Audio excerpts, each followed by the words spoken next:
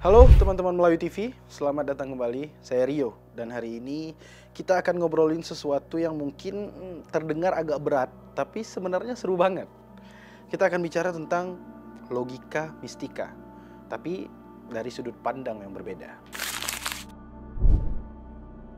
Kalau biasanya kita anggap logika mistika itu kuno atau bikin kita ketinggalan zaman, hari ini saya mau ajak kalian melihat sisi lain dari koin itu.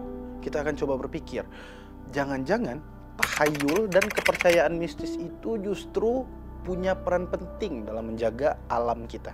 Pertama, apa itu logika mistika? Logika mistika adalah sebuah cara berpikir yang dipopulerkan oleh salah satu pahlawan kita, Tan Malaka. Sederhananya, ini adalah cara berpikir yang menghubungkan segala sesuatu dengan hal-hal gaib, mistis, atau irasional. Contohnya begini, kalau ada orang sakit, kita tidak langsung berpikir itu karena virus atau kuman atau bakteri, tapi kita malah menganggapnya karena kena santet atau diganggu makhluk halus. Atau misal saat panen gagal, kita bilang itu karena penunggunya sawah marah, bukan karena kondisi tanah atau cuaca yang tidak cocok. Nah, pola pikir seperti ini dianggap sebagai penghambat kemajuan, karena kita jadi malas mencari jawaban yang logis dan ilmiah. Nah, di zaman yang serba canggih ini, kita semua dididik untuk berpikir secara rasional, teman-teman. Pokoknya, kalau tidak ada bukti ilmiahnya, ya berarti itu tidak benar. Kita harus mengedepankan sains dan teknologi untuk memecahkan masalah. Nah, namun akan timbul masalah dan pertanyaan baru. Apakah semua kepercayaan nenek moyang kita harus dibuang mentah-mentah? Apakah tradisi dan tahayul yang sudah ada ratusan tahun itu tidak punya nilai sama sekali? Atau jangan-jangan di balik cerita gaib yang sering kita dengar tersimpan suatu rahasia atau pesan tersembunyi yang sebenarnya sangat penting. Ini adalah dilema besar antara modernitas yang rasional dan kebijaksanaan leluhur yang terkadang tidak masuk akal. Nah, disinilah kita akan masuk ke inti obrolan kita. Di banyak budaya, teman-teman, termasuk budaya Melayu, tidak ada pemisah yang jelas antara manusia, alam, dan dunia gaib. Hutan bukan cuma sekumpulan pohon, tapi juga rumah bagi penunggu dan makhluk-makhluk halus. Sungai bukan cuma aliran air, tapi juga tempat bersemayamnya dewa-dewa atau roh air dan sebagainya. Disinilah logika mistika berperan sebagai tameng tak terlihat untuk melindungi alam. Rasa takut dan hormat pada hal-hal gaib ini secara tidak langsung menjadi aturan yang tak tertulis dan sangat kuat. Ketika kita percaya bahwa hutan itu punya penjaga atau penunggu, kita jadi segan tuh untuk menebang pohon sembarangan. Ketika kita percaya sungai itu punya penghuni, ya, kita jadi takut untuk membuang sampah atau meracuni airnya. Jadi rasa takut ini bukan ketakutan yang membuat kita bodoh sebenarnya, melainkan ketakutan yang melahirkan rasa hormat. Nah, rasa hormat ini ya yang akan mendorong kita untuk menjaga alam, melestarikannya dan hidup seimbang dengannya.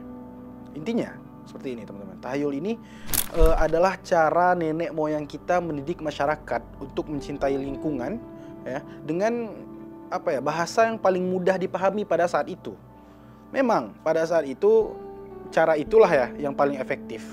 Tapi sekarang di zaman yang serba digital ini kita sudah punya akses tuh untuk informasi yang jauh lebih mudah dan akurat.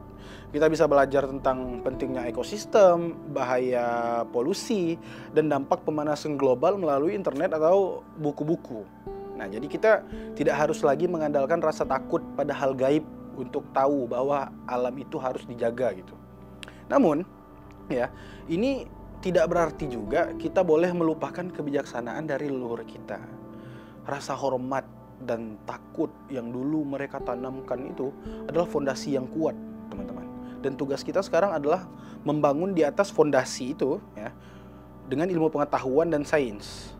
Nah, gitu. Mari kita ambil satu contoh nyata ya dari budaya Melayu. Dan di banyak daerah Melayu, sebenarnya bukan di Melayu saja, tapi banyak juga di kebudayaan lain.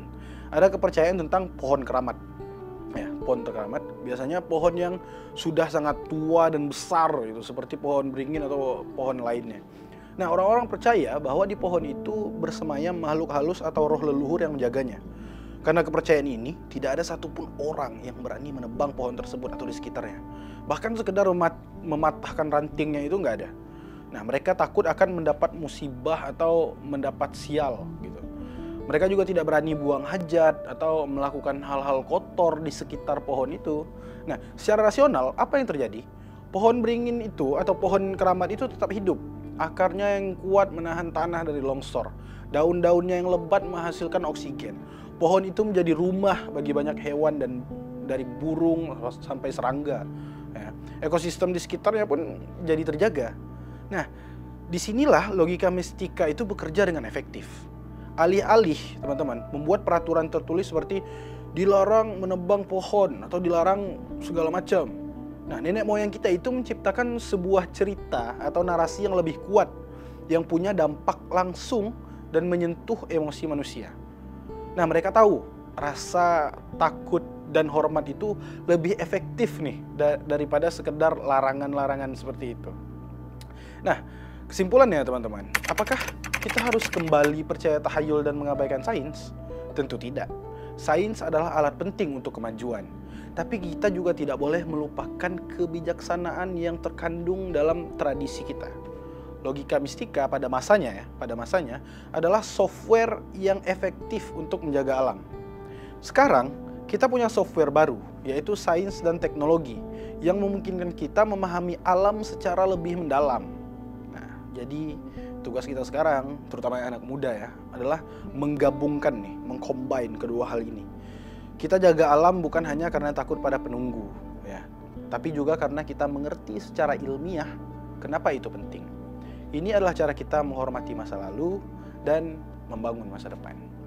Saya Rio, sampai jumpa di pembahasan menarik selanjutnya. Tak akan Melayu hilang di bumi, Melayu TV, kita serumpun.